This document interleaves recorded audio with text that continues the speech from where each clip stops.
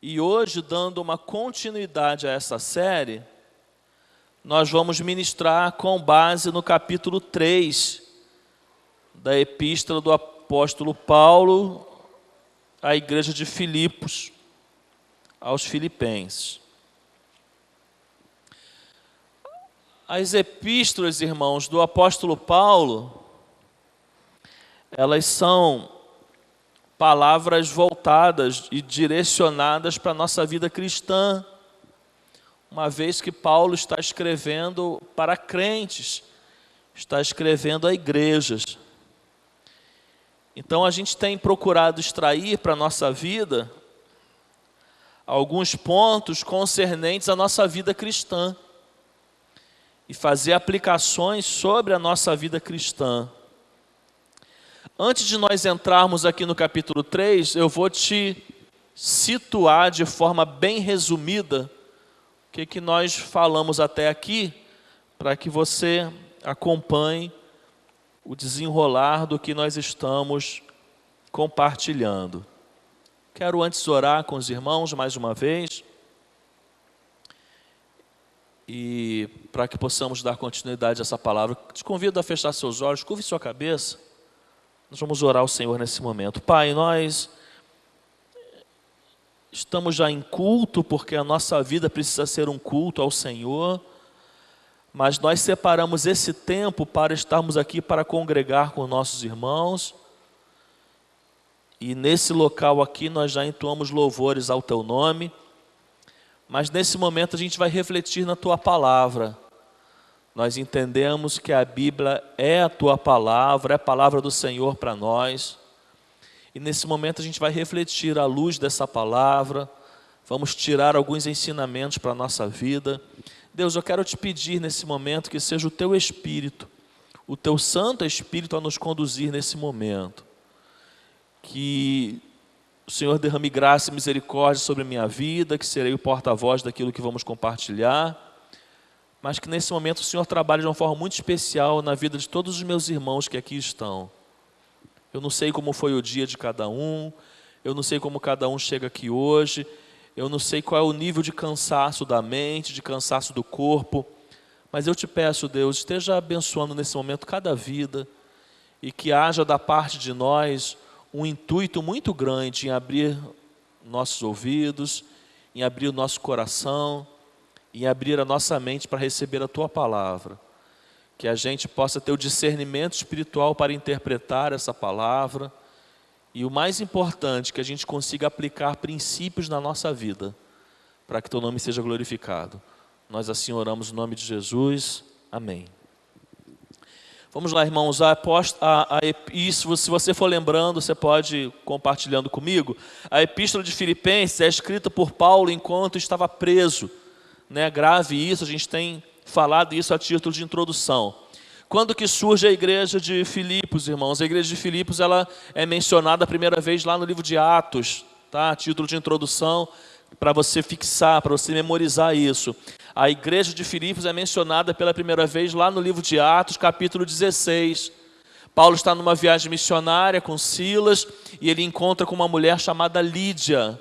Lídia, vendedora de tecido fino de Tiatira, que ela estava em Filipos, ela ali recebe os apóstolos na sua casa e na casa de Lídia inicia a igreja de Filipos, ou seja, essa igreja começa num formato de pequeno grupo, ela começa no formato de uma casa.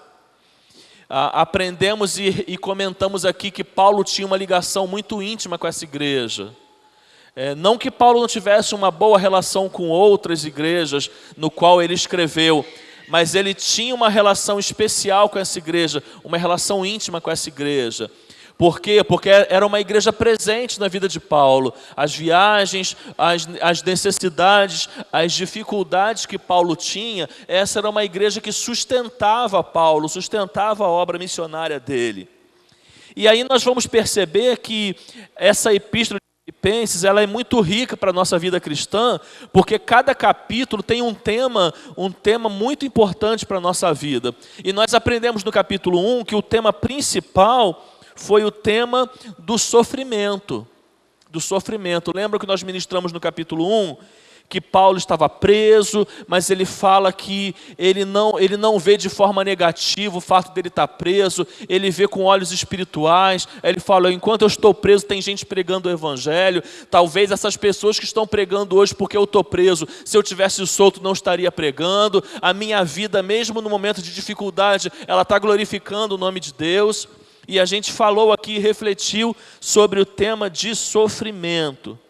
O que nós falamos rapidamente? Nós falamos da importância da gente ser canal da graça de Deus na vida do nosso irmão enquanto ele sofre. Por que o Paulo se refere à igreja de Filipos dizendo que essa igreja foi canal da graça de Deus na vida dele? Por que é importante a gente refletir isso? Só rapidamente vamos voltar nisso. Às vezes, irmãos, a gente vê o nosso irmão passando um momento difícil e a gente fica esperando, sabe, que caia do céu muitas vezes o recurso, o sustento, a ajuda que aquele irmão precisa, quando muitas vezes Deus está nos abençoando e a gente tem o recurso às vezes que o nosso irmão precisa. Eu não estou dizendo que Deus não possa fazer nada sobrenatural, eu não estou dizendo que Deus possa fazer algo de onde não tem saída. Deus pode agir de diversas formas, Deus pode fazer várias formas, mas a gente precisa entender que nosso papel como igreja, nosso papel como cristãos, também é ser canal da bênção de Deus na vida do outro. Amém, irmãos? Então, se nós temos perto de alguém passando necessidade, ainda que a gente não tenha muita coisa, mas a gente pode fazer, sejamos canal de Deus, das bênçãos de Deus na vida dessa pessoa. Aí aquela expressão que eu costumo usar aqui, e eu comentei nessa mensagem: as mãos de Deus, muitas vezes, são as nossas mãos. Os pés de Deus que se apressam em chegar, em socorrer alguém, muitas vezes são os nossos pés. Só que muitas vezes, irmãos, a gente vive a vida cristã e pensa, vê se você concorda comigo, a gente vive a vida cristã num ritmo muito individualista. É aquele ritmo do que eu quero ser abençoado. Deus, as minhas necessidades são essas. Deus, eu preciso disso. E a gente passa dia após dia dentro desse ciclo. Eu só enxergo a minha necessidade, eu só oro pela minha necessidade, eu só vou à igreja pelo que eu estou precisando, eu só busco a Deus pelo que eu preciso, e eu caminho dentro desse ciclo. E muitas vezes tem pessoas necessitando de coisas tão pequenas que eu já tenho, que Deus me abençoa, mas isso se torna invisível para mim, porque eu estou vivendo uma vida cristã egoísta. E de certa forma isso fala para a gente como igreja, porque a igreja de Filipos, ela não foi omissa em relação a Paulo, pelo contrário, ela foi generosa. Irmãos, o que tem de igreja do Senhor Jesus Cristo por aí, mesquinha, igreja que não sabe usar e viver a generosidade. Irmãos, um princípio que a gente precisa aprender: a igreja do Senhor Jesus Cristo, ela precisa ser generosa. Em todas as áreas, A igreja do Senhor Jesus Cristo precisa ser generosa. Ela precisa ser generosa no que diz respeito a missões. Está chegando, por exemplo, campanha de missões mundiais. Tivemos uma reunião ontem com a liderança de evangelismo. E a gente vai movimentar a igreja na campanha de missões mundiais. Uma coisa, a igreja precisa ser generosa. A igreja precisa ser generosa, irmão, e abençoar os ministérios.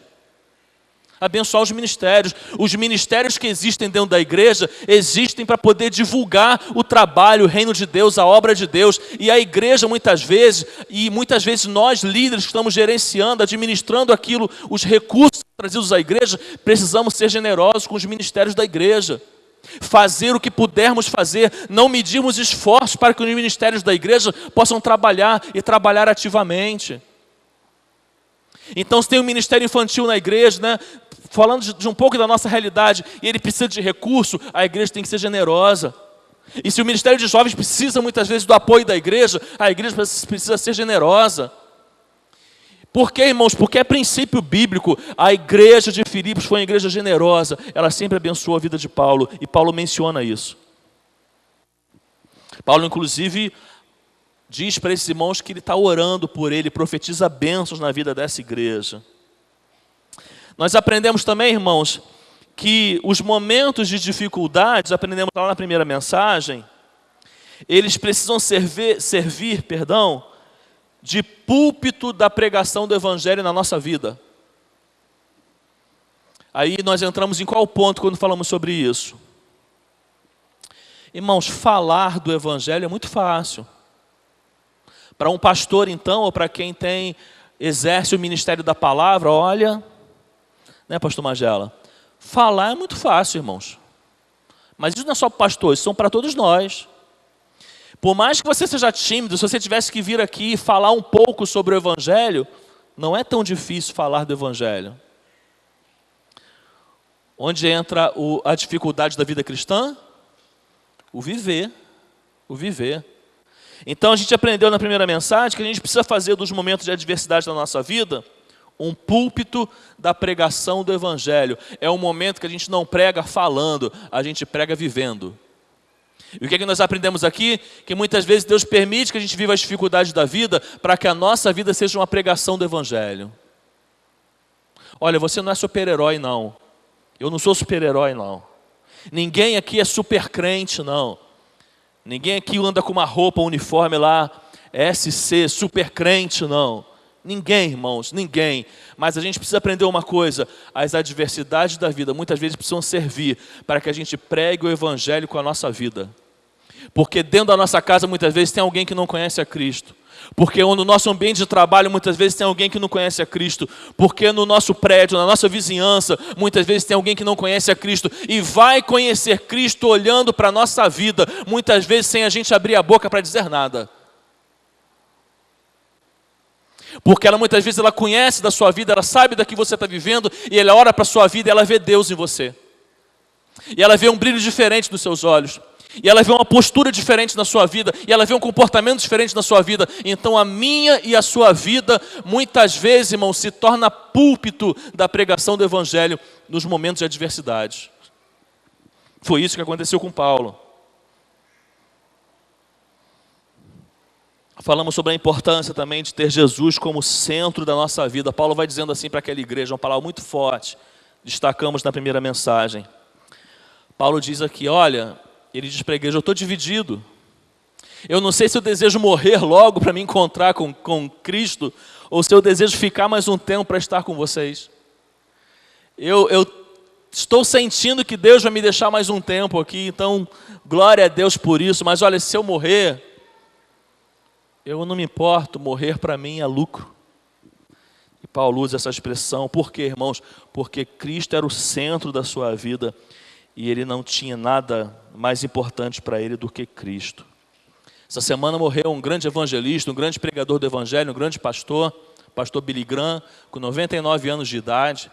O pastor que era conhecido nos Estados Unidos como o pastor dos presidentes, porque era alguém que tinha voz para as autoridades daquele país, e por muitos e muitos anos era chamado pelas autoridades para poder orar, ministrar, abençoar a autoridade daquele país. E ele é autor de uma frase que parece um pouco essa frase de Paulo.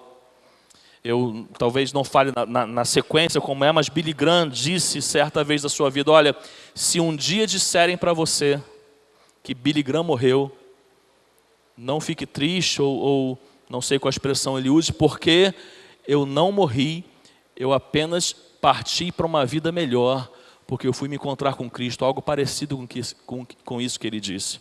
Então, se um dia for noticiado, morre o pastor Billy Graham, não pense que eu estou triste e não considere isso como morte, como perda, porque eu fui para algo melhor. Uma palavra muito parecida com essa do apóstolo Paulo, palavra do pastor Billy Graham. Na segunda mensagem, irmãos, nós ministramos aqui sobre aquilo que nós chamamos na teologia de kenosis, que é uma palavra que os irmãos também me ouvem falar com frequência, que significa esvaziamento. E aí Paulo, ele começa a enxergar que na igreja estava havendo divisões, estava havendo egoísmos, partidarismos, pessoas pensando só nos seus próprios interesses, não nos interesses dos outros. E ele escreve advertindo essa igreja e dizendo que a igreja precisa viver a unidade, mas ele dá como caminho para a unidade o que, irmãos? Quem lembra?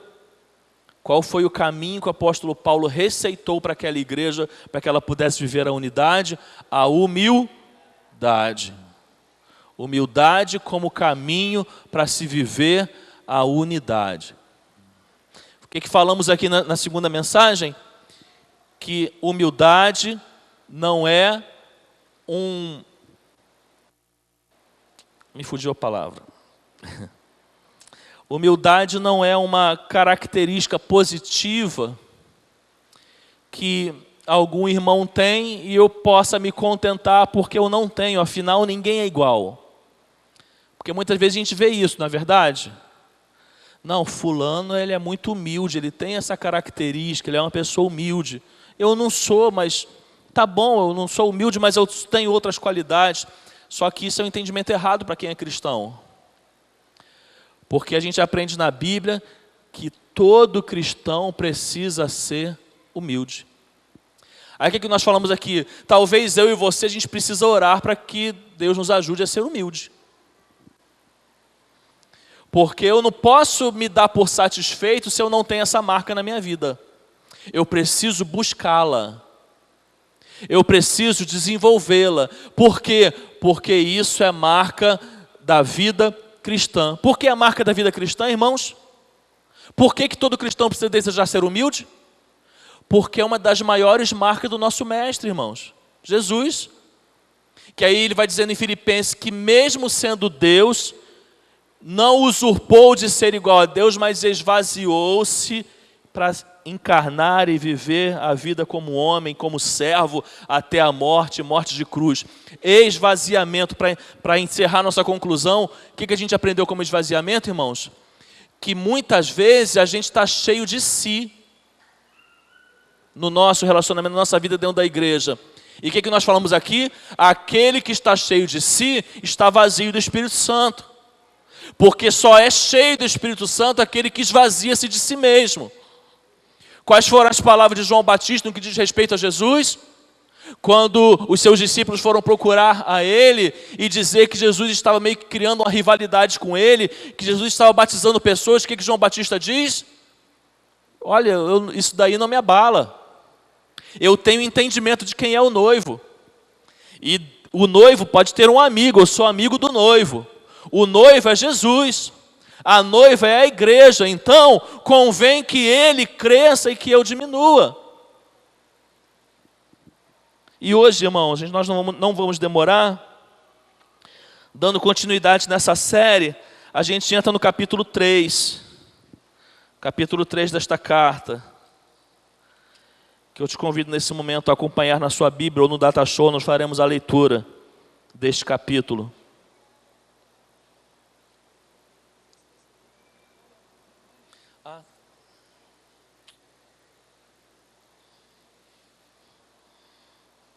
Eu pensei que vocês já tinham o poder de colocar o slide aí sem o pendrive. Nós vamos ler, irmãos, Filipenses capítulo 3. Convido a abrir sua Bíblia e deixá-la aberta. Diz assim, olha. Finalmente, meus irmãos, alegrem-se no Senhor. Escrever-lhes de novo as mesmas coisas não é cansativo para mim, é uma segurança para vocês. Contudo, cuidado com os cães, cuidado com esses que praticam o mal, cuidado com a falsa circuncisão, pois nós é que somos a circuncisão.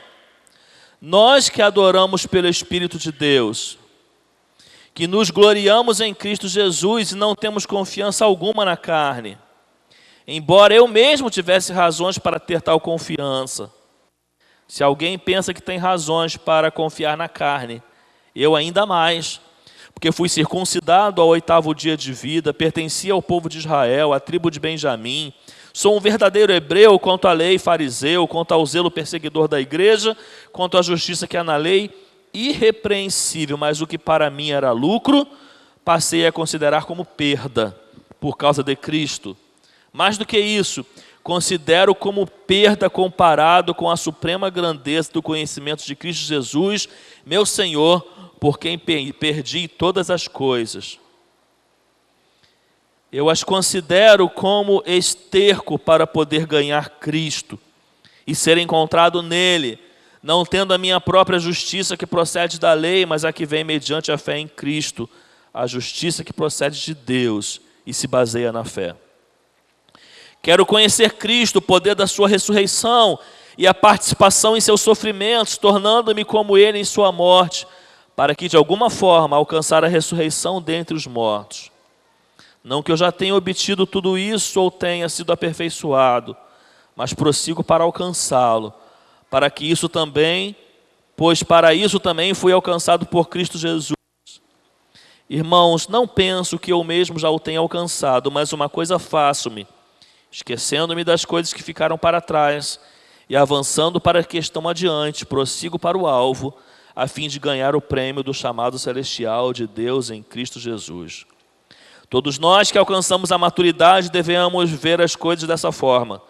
E se em algum aspecto vocês pensam de modo diferente, isso também Deus lhes esclarecerá. Tão somente vivamos de acordo com o que já alcançamos. Irmãos, sigam unidos o meu exemplo e observem os que vivem de acordo com o padrão que lhes apresentamos. Pois como já lhes disse repetidas vezes e agora repito com lágrimas, há muitos que vivem como inimigos da cruz de Cristo. O destino deles é a perdição. O seu Deus é o estômago. E eles têm orgulho do que é vergonhoso. Só pensam nas coisas terrenas. A nossa cidadania, porém, está nos céus, de onde esperamos ansiosamente o Salvador, o Senhor Jesus Cristo, pelo poder que o capacita a colocar todas as coisas debaixo do seu domínio. Ele transformará os nossos corpos humilhados, tornando-os semelhantes ao seu corpo glorioso.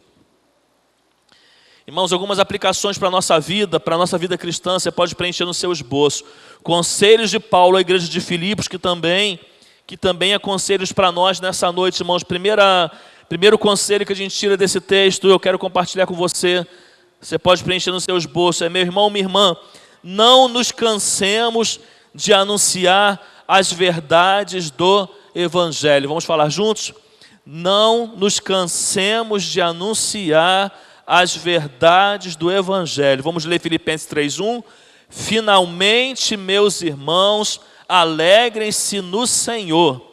Escrever-lhes de novo as mesmas coisas não é cansativo para mim e é uma segurança para vocês. O que Paulo está dizendo nessa introdução, irmão, desse capítulo? Que ele está sendo repetitivo. Como que ele começa abordando esse capítulo para a igreja? Olha, escrever-lhes as mesmas coisas que eu costumo escrever, para mim não é cansativo. Paulo está sendo repetitivo em um assunto. Em que assunto, irmãos? As verdades do Evangelho. Grave uma coisa, que você não tem que se envergonhar e nem desanimar. Irmãos, às vezes a gente precisa ser repetitivo. Tinha um homem em Nova Iguaçu, às vezes eu dou muito exemplo, né, porque eu nascido e criado em Nova Iguaçu, meus exemplos quase todos vêm de Nova Iguaçu. Tinha um homem em Nova Iguaçu, ele já faleceu, mas ele foi conhecido como o profeta voltará. Desde que eu sou criança, que eu era criança, eu ia para Nova Iguaçu, e quem quer que fosse para Nova Iguaçu, seria impossível ir para o centro de Nova Iguaçu e não ver esse homem. Ele tinha uma Fiat 147, põe a foto aí para mim.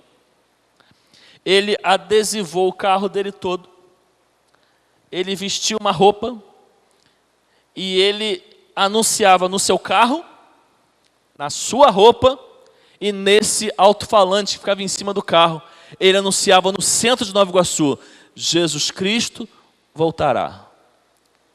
Mas ele não falava, por exemplo, porque Deus amou o mundo de tal maneira que deu seu Filho unigênito para que todo aquele que nele crê não pereça, mas tenha vida eterna. Ele não pegava o microfone para ficar pregando, ele só anunciava o tempo inteiro: Jesus Cristo voltará, Jesus Cristo voltará, Jesus Cristo voltará.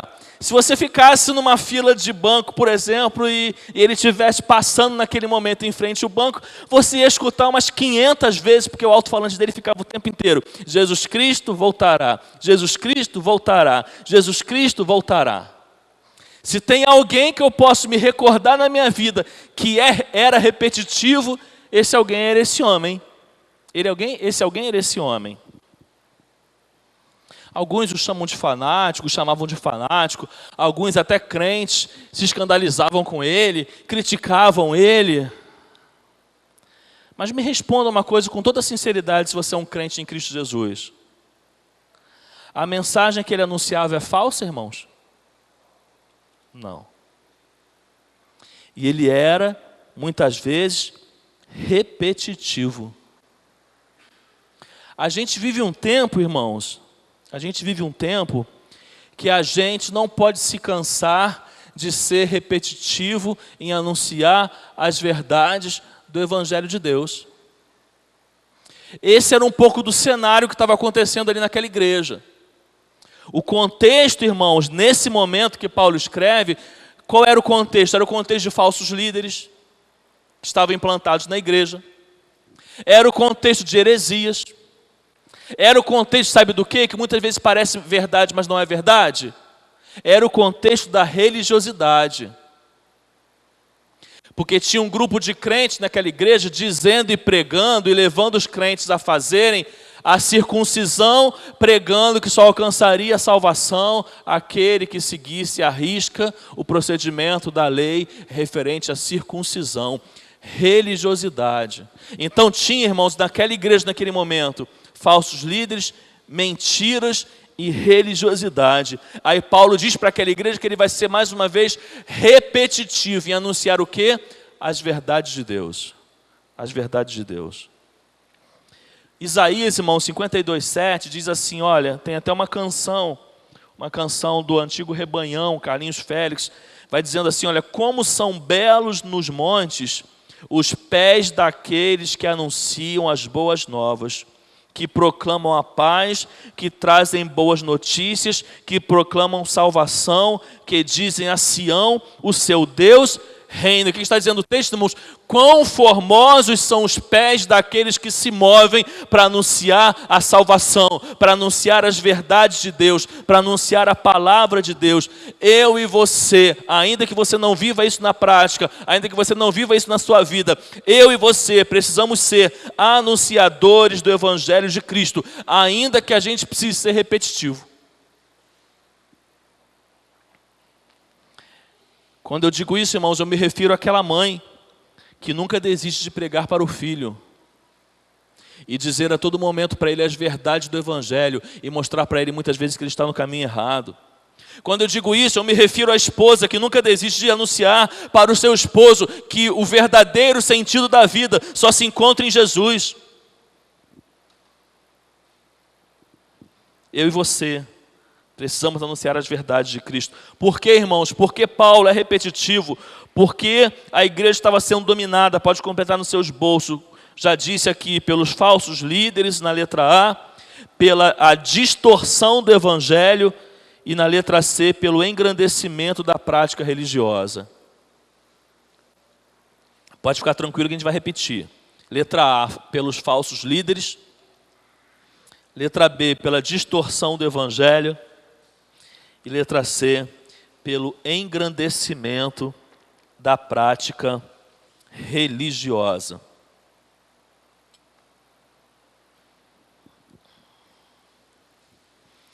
Você preencheu aí? Segundo conselho, irmão, segunda aplicação para a nossa vida, que a gente aprende nesse capítulo 3 de Filipenses, é que a gente precisa entender, irmãos, o precioso valor de ter a Cristo. Vamos falar juntos? Entendamos o precioso valor de ter a Cristo. Versículo 7 diz, mas o que para mim era lucro, passei a considerar perda por causa de Cristo. Por que Paulo diz essa expressão, irmãos, para a igreja? Sabe por quê? Porque tinha crente naquele contexto, dentro da igreja, se engrandecendo pela sua prática religiosa. Aí Paulo diz assim, olha, se fosse para alguém se engrandecer por alguma coisa, ele vai dizendo, eu acho que eu poderia me engrandecer um pouco. Afinal, ele começa a falar dentro da lei. Eu fui circuncidado no 8º dia de vida. Eu pertencia ao povo de Israel, sou descendente da tribo de Benjamim. Sou verdadeiro hebreu, quanto à lei eu fui fariseu. Quanto ao zelo eu fui perseguidor da igreja, e quanto à justiça que é na lei eu fui irrepreensível. Se vocês que estão aí, porque são circuncidados, porque estão praticando a religião, estão se engrandecendo, eu acho que eu teria um pouquinho mais de motivos do que vocês para me engrandecer. Paulo está falando isso para a igreja. Mas logo em seguida ele completa: mas o que para mim era lucro, passei a considerar perda por causa de Cristo. E aí ele completa: não somente nisso, mas tudo o que pudesse ter valor humano, eu considerei perda por causa de Cristo. Por causa de Cristo.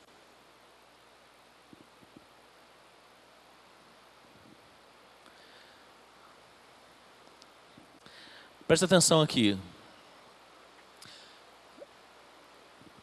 Eu não posso rotular, mas na maioria das vezes no tempo de hoje, irmãos, as pessoas vêm para Cristo pensando em quê? Pensando em ganhar ou perder? Pensando em ganhar. O Evangelho, para muitos, se tornou um escape para ganho. Lógico que o Evangelho é ganho na nossa vida, eu não posso dizer que não é. Só que eu estou falando de um ganho na perspectiva humana, na perspectiva material, que muitas vezes as pessoas vêm para esse Evangelho buscando uma vida de ganho, naquilo que tem valor aos olhos humanos.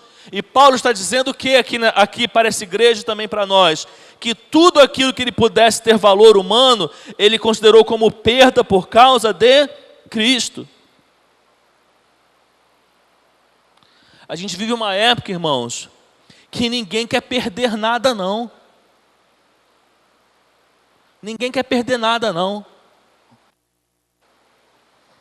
Eu estou desenhando, namorando, pensando numa mensagem que está lá no livro de Êxodo, naquele diálogo de Moisés com o faraó para libertar o povo do Egito. E tem um momento que ele está naquela negociação e faraó está enrolando ele, e que faraó tenta algumas artimanhas para que ele desista de sair. Aí teve um momento que faraó fala assim: olha, não vai embora não, não vai embora não. Cultua, eu permito, cultua o seu Deus aqui no Egito mesmo e fica aqui no Egito. Isso traz para a gente a alusão de quê, irmãos? Olha, você não precisa abrir mão de nada do que você vive, não. Você pode servir a Deus e continuar fazendo a mesma coisa. Você não precisa perder nada, não. Olha, você pode estar domingo na igreja, mas de segunda a sábado, você pode estar fazendo tudo aquilo que você fazia antes. Você não precisa abrir mão de nada, não. Irmãos, esse discurso nunca ganhou tanta força como nos dias de hoje. Esse discurso nunca se tornou tão normal, tão natural, tão em evidência como nos dias de hoje. Mas isso não é verdade, isso é mentira, isso é abominação, isso é maldição, porque para você seguir verdadeiramente a Cristo, você tem que considerar tudo aquilo que um dia tinha valor humano para você como perda. E desculpa a expressão, só estou repetindo o que está na Bíblia, como esterco. Que é a expressão que Paulo usa, porque nada disso se compara a Cristo, e Cristo é merecedor que eu e você abramos mão de tudo aquilo que um dia pudesse ter valor aos olhos humanos.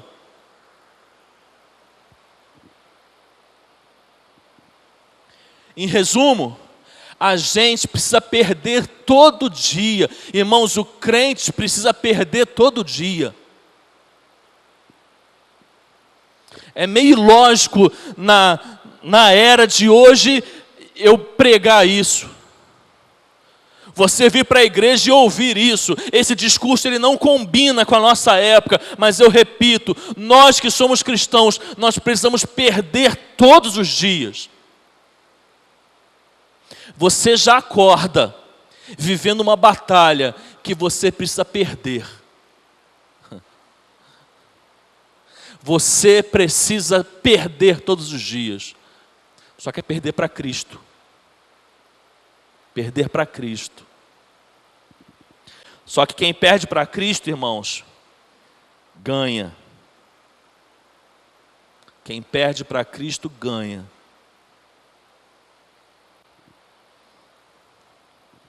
Depois o conselho de Paulo a essa igreja circula pela maturidade.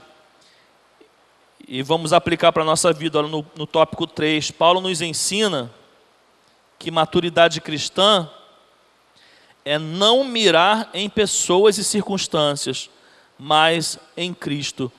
Olha só que interessante. É ou não é uma frase muito comum, hoje e em tantos tempos atrás, você dizer para a pessoa, olha, não foca os olhos nas pessoas e nem nas circunstâncias, não. Foca em Cristo. Olha para Cristo. É ou não é comum esse discurso no nosso meio? É. Talvez você já tenha dado esse conselho para alguém. Talvez você já tenha recebido esse conselho de alguém. Olha, aconteceu alguma coisa na igreja? Não olha para o que aconteceu, não. Não olha para o homem, não. Não olha para as pessoas, não. Olha para Cristo. Porque só Cristo é perfeito. Só Cristo é pleno. O restante, todos nós somos imperfeitos. Pois é. Esse discurso, irmãos, e esse conselho foi o conselho de Paulo à igreja de Filipos. A igreja de Filipe. Vai dizendo assim, nos versículos de 12 a 15. Vou avançar um pouquinho. Irmãos, não penso que eu mesmo já tenha alcançado, mas uma coisa faço, esquecendo-me das coisas que ficaram para trás e avançando para as que estão adiante, prossigo para o alvo, a fim de ganhar o prêmio do chamado celestial de Deus em Cristo Jesus. Só que ele vai dizendo nesse versículo uma coisa interessante. Ele vai dizendo que isso é sinônimo de maturidade espiritual. O crente que consegue, a despeito das circunstâncias, a despeito das pessoas, não tirar os olhos de Cristo, que é o alvo, esse é um crente maduro. É o que o Paulo está dizendo para essa igreja. Quem é que deseja, irmãos, viver uma vida cristã madura? Quem aqui deseja ser reconhecido por Cristo como um crente maduro? Eu creio que esse é um desejo de todo cristão. Iniciar na fé cristã e não ser mais como um bebê na fé. Crescer, amadurecer, se santificar, se aperfeiçoar. E Paulo vai nos ensinando, um dos sinônimos de maturidade é quando você consegue viver as circunstâncias adversas na igreja, no meio eclesiástico, ver os defeitos das pessoas, se decepcionar com as pessoas, mas sem tirar os olhos de Cristo, que é o foco, e sem permitir que essas coisas te tirem do foco. Irmãos, quanta gente está no mundo porque se decepcionou com o pastor? Quanta gente está no mundo porque se decepcionou com o irmão? Quanta gente está no mundo porque viveu algo adverso na igreja? Quantas pessoas, irmãos, na vida cristã deixaram de desenvolver a maturidade para viver uma vida de infantilidade? Quem é adulto aqui? Levanta a mão, quem é adulto? Você gosta que em qualquer relacionamento seu com alguma pessoa, alguém te chame de infantil? Alguém te chame de imaturo? Alguém fale que você é uma criancinha? Não. Para ser sincero, muitos de nós ficamos irados quando alguém qualifica a nossa atitude como uma atitude de uma pessoa imatura. Só que às vezes, irmãos, a gente está 20, 30, 40, 50 anos na vida cristã e continua uma criancinha e continua imaturo, porque a gente não aprende com as oportunidades que a vida cristã nos dá e a gente não amadurece. O crente está na igreja há anos, mas ele não perde a mania de fazer o biquinho dele e fazer beicinho e ficar chateado com qualquer coisinha que acontece na igreja. É o crente que a vida espiritual dele depende da vida espiritual do pastor. E se o pastor ou o líder falham, a vida espiritual dele vai lá embaixo. É aquele que não sabe separar que um servo de Deus tenha o dom que ele tiver, tenha a unção que o Espírito Santo mande sobre ele. Ele é alguém imperfeito, ele é alguém falho. O irmão que está do seu lado é imperfeito. O irmão que está atrás de você é imperfeito. O irmão que está na sua frente é imperfeito. Esse pastor que lhe prega é imperfeito. Você é imperfeito. E a todo momento as nossas imperfeições vão ser visíveis uns para os outros. Mas o nosso alvo é Cristo. É isso que Paulo está nos ensinando. O nosso plano perfeito é Cristo, a nossa mira é Cristo, a nossa pretensão maior é ser igual a Cristo, o meu objetivo é Cristo. Então, irmãos, aprendamos a lidar com as imperfeições uns dos outros. A gente falha, a gente erra, a gente pode decepcionar, a gente pode trair, a gente pode errar, a gente pode cair, mas eu preciso continuar caminhando em direção a Cristo. Eu não posso olhar para as dificuldades, eu não posso olhar para os erros dos meus irmãos e permitir que isso impeça a minha caminhada, a minha santificação, a minha vida com Cristo.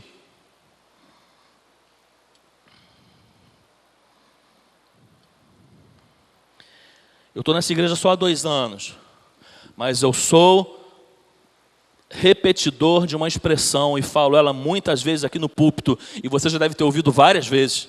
E se você nunca ouviu, você vai ouvir pela primeira, mas não vai ser a primeira e única. Você vai ouvir hoje, se você continuar vindo aqui, você vai ouvir várias vezes.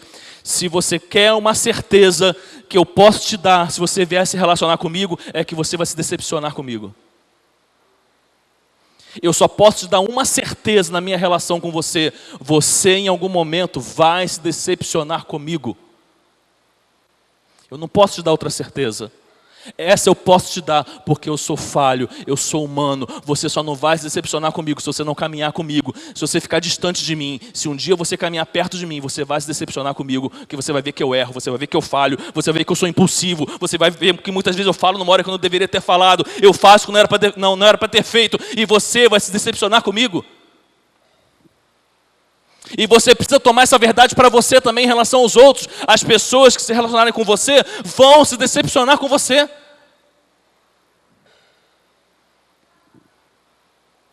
Mas os problemas, irmãos, a gente conversa, os problemas a gente tenta resolver, os problemas a gente se acerta e a gente continua caminhando em direção a Cristo, porque a minha vida depende de que eu olhe exclusivamente para o alvo que é Cristo. Encerrando a nossa palavra, Alex, por favor. Eu encerro dizendo e pegando as palavras do apóstolo Paulo, irmãos, que não nos alegra essa realidade, não nos alegra, pelo contrário, nos entristece. Mas muitos caminham a passos largos para a perdição.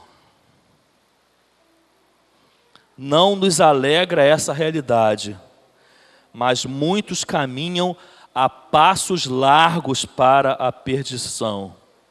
Olha o que o apóstolo Paulo vai dizendo para essa igreja. Pois como já lhe disse repetidas vezes, e agora repito com lágrimas, Paulo está escrevendo, chorando pelo que ele está escrevendo. Há muitos que vivem como inimigos da cruz de Cristo. Quanto a estes, o seu destino é a perdição. O seu Deus é o estômago. E eles têm orgulho do que é vergonhoso. Eles só pensam nas coisas terrenas. A nossa cidadania, porém, está nos céus, de onde esperamos ansiosamente um Salvador, o Senhor Jesus Cristo. Tem gente, por mais que isso nos entristeça, Paulo chega a falar isso chorando, que estão caminhando a passos largos para a perdição. E ele diz que essas pessoas são os inimigos da cruz de Cristo.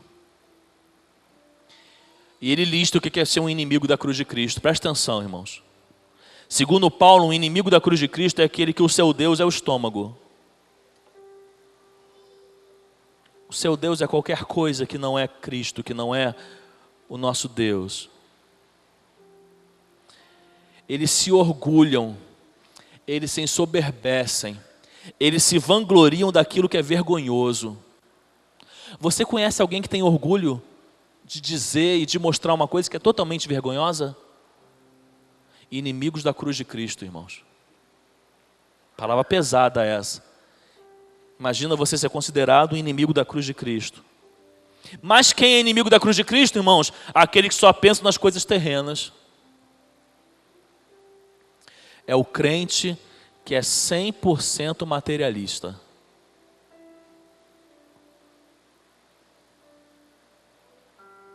Irmãos, a gente se apega, lógico que a gente se apega. Quem não gosta de ter um conforto dentro de casa? Quem se puder ter uma televisão a maior possível na sala, com um sofá bem confortável, não vai querer ter. Quem se puder comprar um carro bem confortável, você passear com a sua família, não vai querer ter um carro bem confortável. É lógico que a gente se apega, é lógico que a gente gosta daquilo que é material, daquilo que o dinheiro pode comprar. Mas a gente só precisa ter um princípio na nossa vida. O ponto de equilíbrio é isso que eu vou falar. Nada disso pode se tornar nosso Senhor. O ponto de equilíbrio é só esse. É só esse. Olha, se você puder ganhar dinheiro, meu irmão, ganhe dinheiro. Se possível, use o seu dinheiro para coisas boas. Mas nunca permita que o dinheiro seja seu senhor. Seja você senhor dele. Olha, se você puder ter coisas que têm preço, ainda que preços sejam caros, tenha. Desfrute. Mas nunca permita que isso seja senhor da sua vida. Seja você senhor disso. Por quê? Paulo completa. Porque a nossa cidadania está nos céus, de onde esperamos ansiosamente um Salvador, o Senhor Jesus Cristo.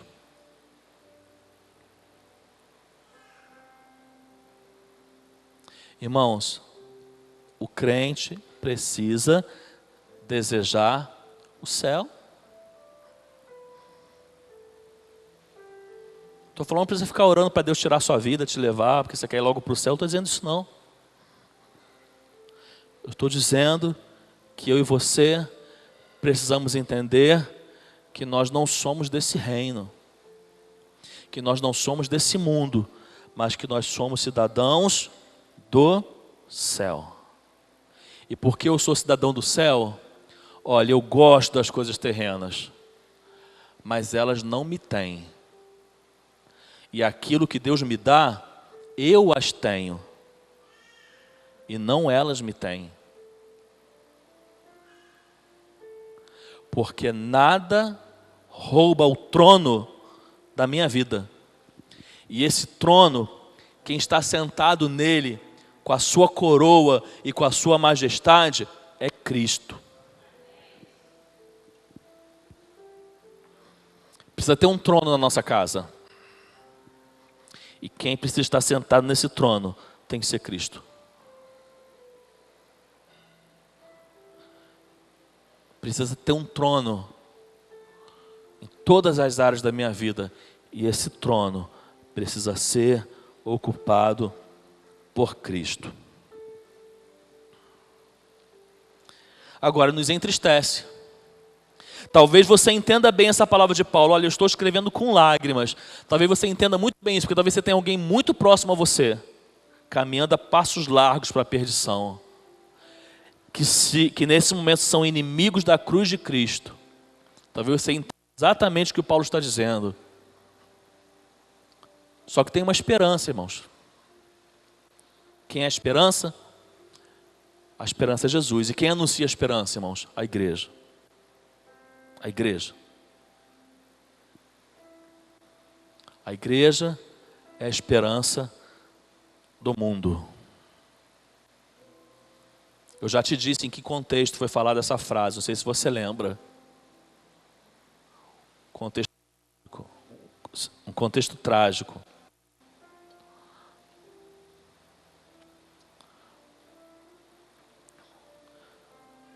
John Stott, um desses pastores também bem... John Stott ou Bill Hybels, irmãos, eu não lembro ao certo, tá? Chamado pelas autoridades americanas para rodear aquelas torres gêmeas no dia do acidente e fazer um trabalho de capelania, dar assistência espiritual para quem estava ali porque tinha perdido parentes. E esse pastor dizia que ele estava lá caminhando no meio daqueles destroços. Aí ele olhava, via um pai e uma mãe ajoelhados chorando porque uma das vítimas era seu filho. Aí daqui a pouco ele olhava, tinha um filho aos prantos porque uma das vítimas era seu pai. Ele falou que o cenário era destruidor. Mas ele escreve no seu livro que uma das frases mais fortes que o Espírito Santo de Deus colocou no seu coração naquele dia, naquele momento foi: a igreja é a esperança do mundo, porque a igreja é aquela que tem a tarefa de anunciar as boas novas do Evangelho. Nós somos a esperança desse mundo. Se você tem alguém perto de você caminhando a passos largos para o inferno, você é a esperança dessa pessoa.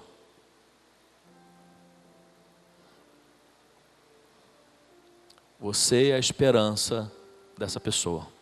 Esse mundo que está destruído, esse país do jeito que está, esse estado em guerra. Antigamente a gente falava: que bom que eu moro no Brasil, a gente nunca vai viver uma guerra. A gente está em guerra, irmãos. O estado do Rio está em guerra. Nós somos a esperança do estado do Rio. Como foi bonito, né, ver aquele vídeo do Billy Graham que está rodando hoje nas redes sociais. 1974. Eu não era nem nascido. Não era mesmo não, tá? Estou falando por falar não. Eu não era nem nascido. A Lívia já ministrava louvor aqui na igreja, eu não era nem nascido ainda. 1974, irmãos. Cruzada no Maracanã. Eu não podia perder, né? Deixa. E o povo indo para o Maracanã adorar o Senhor, irmãos. E cantando lá um coral, Maravilhosa Graça. E o povo descendo da estação Derby Club lá, para quem já foi no Maracanã. E passando aquele viaduto lá para o outro lado, e aquilo lotado. E as pessoas entrando. Aí não sei se você se impressiona com isso. Aí vem um pastor, irmãos, que ele abre a Bíblia e fala: meus irmãos, porque Deus amou o mundo de tal maneira que deu seu Filho unigênito, para que todo aquele que nele crê não pereça, mas tenha vida eterna. Aí o intérprete repete, e daqui a pouco ele lê outro versículo, e a mensagem dele não tem a homilética que a teologia prega, não tem a hermenêutica que a teologia ensina, não tem nada disso, irmãos, mas tem unção. E ele acaba de ler o texto bíblico, ele faz o convite a Cristo, vem milhares e milhares de pessoas a Cristo, irmãos. Não sei se você se impressiona com isso. O que isso mostra para a gente? Que o poder de Deus não está no homem, irmãos. E que o homem precisa ser escravo, dependente de Deus, para que haja unção derramada sobre a vida dele. E certa vez, uma ilustração diz que um pastor foi perguntado, depois que ele terminou um sermão: pastor, uma ovelha o procurou, eu tenho uma dúvida. Eu queria que o senhor me explicasse, pastor, o que é unção? Ele respondeu: é simples, meu filho. Uns são, outros não são. Billy Graham era unção, outros não são. Ele lia a Bíblia. Ele falava meia dúzia de palavras. E ele fazia o convite a Cristo. E ia milhares de pessoas. Um pastor colocou no grupo de pastores: eu lembro que eu era criança e meu pai me levou no Maracanã nesse dia que Billy Graham estava lá. E eu lembro que eu era criança, mas eu via muita gente na arquibancada chorando. E eu, como criança, ele narrando no grupo de pastor, perguntei: pastor, ele perguntou: meu pai, por que essas pessoas estão chorando? Elas estão tristes. Eles: não, meu filho, é justamente o contrário. Elas estão chorando porque estão felizes. Eu não sou saudosista, irmãos, não sou mesmo, tá? Eu procuro viver a minha vida sem ser saudosista. Eu procuro entender, uma experiência minha que eu quero compartilhar, que Deus nos concede cada momento, cada tempo. Eu não sou saudosista. Mas tem coisas, irmãos, que a gente olha e a gente fala: meu Deus, Quanta coisa essa igreja já viveu. Quanta coisa esse evangelho já viveu.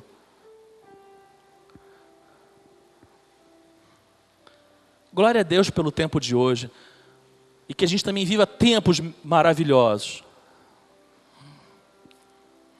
Mas como é bom ver, irmãos, que a igreja é a esperança do mundo. Amém, irmãos? Deus abençoe. Ministério de Louvor.